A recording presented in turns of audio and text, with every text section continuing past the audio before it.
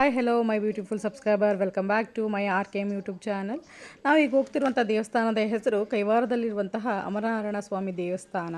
ಈ ದೇವಸ್ಥಾನವು ಪುರಾತನವಾಗಿದ್ದು ಕೃತಯುಗದಲ್ಲಿ ಇಂದ್ರನು ಪ್ರತಿಷ್ಠಾಪಿಸಿದನು ಎಂದು ಹೇಳಲಾಗುತ್ತಿದೆ. ಇಂದಿನ ವಿಗ್ರಹವನ್ನು ಹೊಯ್ಸಳ ರಾಜ ವಿಷ್ಣುವರ್ಧನ ಕಾಲದಲ್ಲಿ ಪ್ರತಿಷ್ಠಾಪಿಸಲಾಯಿತು ಎಂದು ನಂಬಲಾಗಿದೆ. ತ್ರೇತಾಯುಗದಲ್ಲಿ ಶ್ರೀರಾಮನು ಕೈವಾರಕ್ಕೆ ಭೇಟಿ ನೀಡಿದ್ದನು ಎಂದು ಹೇಳಲಾಗುತ್ತದೆ.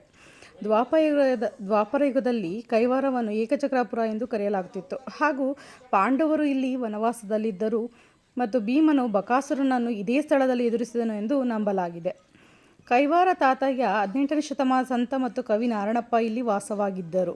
ಈ ದೇವಸ್ಥಾನ ವಿಶೇಷತೆಯನ್ನು ಪುರೋಹಿತರು ತಪಸ್ಸು ಹೋದಾಗ ಅವರ ಸಂಸಾರವನ್ನು ನಾರಣಪ್ಪನವರ ವೇಷದಲ್ಲಿ ಹೋಗಿ ಅವ್ರಿಗೆ ಹಣ ಕೊಡ್ತಾ ಇದ್ರು, ಬಳೆ ಮಾರಿ.